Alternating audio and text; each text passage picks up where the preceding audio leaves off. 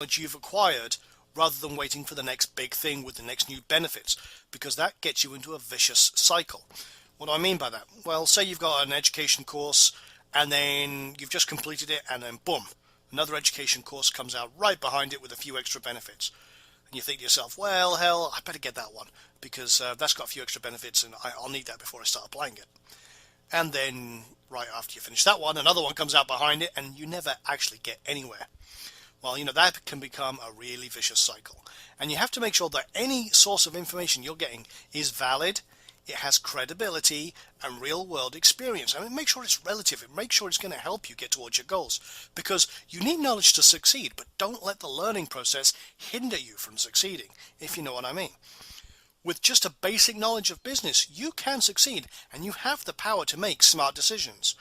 And remember one very important thing, and again, this is another little mantra I want you to put in your head. Knowledge without action is just wasted effort, and action without a plan of action is also wasted effort. So, your knowledge, how can we make it count?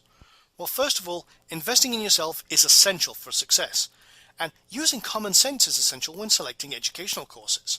Make sure your selection benefits the business, and remember your long-term goals with all of that in mind. Understand, absorb, and apply the knowledge you have, and make it count for you, your business, and your future success as an online entrepreneur. So whenever you're going out and you're finding a course, if you see a millionaire's course that says, make $1 million in the next 30 days, who do you think's really going to profit from that? You or the guy selling the course? So make sure it's really relevant to your business, make sure it has the benefits that will further you towards your long-term goals, and then study the course, absorb it, apply the knowledge, and make it count. Now, one other very important aspect that we've kind of touched on very briefly, but I want to go into more detail, is the entrepreneur's decision-making process. Now, how do you make decisions? Now, if you're like me, I used to be very impulsive and spur of the moment. And if that's you, that can be dangerous, can't it? Or do you look so hard for the right decision that it's too late to actually apply the decision? Now, how many times have you seen other people do that? They and ah forever about it when they finally come to make the decision and say, hey, I've got it, I'm going to take path A. Well, path A's already disappeared on them and we're about 5 leaps ahead of that. So either one of those situations are hurting your business. So you have to really change your mindset to make wise decisions.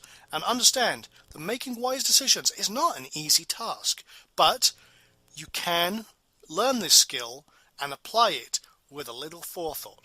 Let's have a look at some decision-making tips. So, invest some time in learning about a product or a particular problem you're facing. Imagine it like a box. Turn it around, see all 6 sides, look at it from every angle. Really understand the problem you're facing and spend some time researching possible solutions. Determine if the investment of time and resources is beneficial to you and your business goals, and weigh out the pros and cons and their future effects. It's really not that hard to do when you think about it in those terms, and if you need to, consult others. There are always plenty of people online who are in the same position as you, and there's plenty of forums, there's plenty of places a business owner can go and ask a few questions, just to get a different perspective. But don't dwell on a decision too long, because it really can, if you take too long, hey, the opportunity or the solution may be too late to apply. So take all of these considerations into effect and you can start making smart and wise decisions. Now, how can you empower yourself with the right decisions? Well, you need to realize your current state of affairs, the current position in your business, and you need the right tools for the right job. Now, this also applies to investing in your business. If you're in a printing business, you're going to need a printing press. You're going to need one of the best printing presses to meet the demands of your product. So you need to make sure that you have the right tools for the right job, and you need to make sure that your business has what it needs to succeed. Otherwise, your business will fail.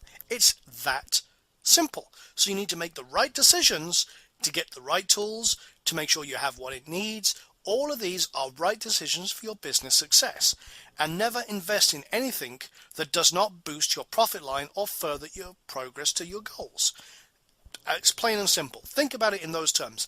It's very black and white. And a lot of people say, well, there's lots of shades of grey, and what if this, what if that? It's very cut and dry. If you're investing in something for your business, and if you're not making the right decisions that boost your profit line or further your progress to your goals, it's the wrong decision or it's the wrong action. Remember, trust your decisions. You need to be confident about the decisions you make. You need to be confident about why you're taking the course of actions you are. You need to have it really solidly in your mind. Think of it like a brick. That brick builds a wall builds a building, and a building becomes a home. So each decision is like a brick in the building, and the more solid those bricks are, the better. If you have a whole series of bricks that are very loose and they're on very bad foundations, that whole building will collapse. So make sure that you set a solid foundation for your decision-making process, and each right decision and smart and wise decision builds up the walls on that solid foundation of confidence and knowledge. And remember, if you cannot trust your decisions, you really can't run a business. That sounds like a very harsh thing to say, but you need to make sure you have an understanding of what decisions you're making, why, and why it's the best thing for you and your business. In this section, we're going to start talking about growth and growing your business to be successful without bursting the bubble of growth. Now, long-term success in business really does depend on growth, and growth could be more products, locations, websites, whatever. All of that constitutes as business growth, and controlling growth is essential so that you don't overstretch your resources and finances at any limits of your business. There are many businesses that have failed by expanding way too quickly and not controlling that growth and really overstretching their resources, trying to leverage every dollar they can from banks and then have it collapse around their ears. But not growing could mean you lose future profits. You're missing out on opportunities. You may be losing the market lead that you had in your particular market or industry. Not growing means other people will grow and overtake you. So you need to grow, but it needs to be controlled. And as an entrepreneur, it's really up to you to determine how fast you grow and how that growth is managed. Okay, so let's have a look at your business potential growth and your personal growth within that business. First of all, understand that the growth of your business is your choice. You determine how, when, and why, and at what stage you feel comfortable that that business is ready to grow. Because your growth potential really does depend on your security in your business. If you trust that the business is worth the growth, then grow it.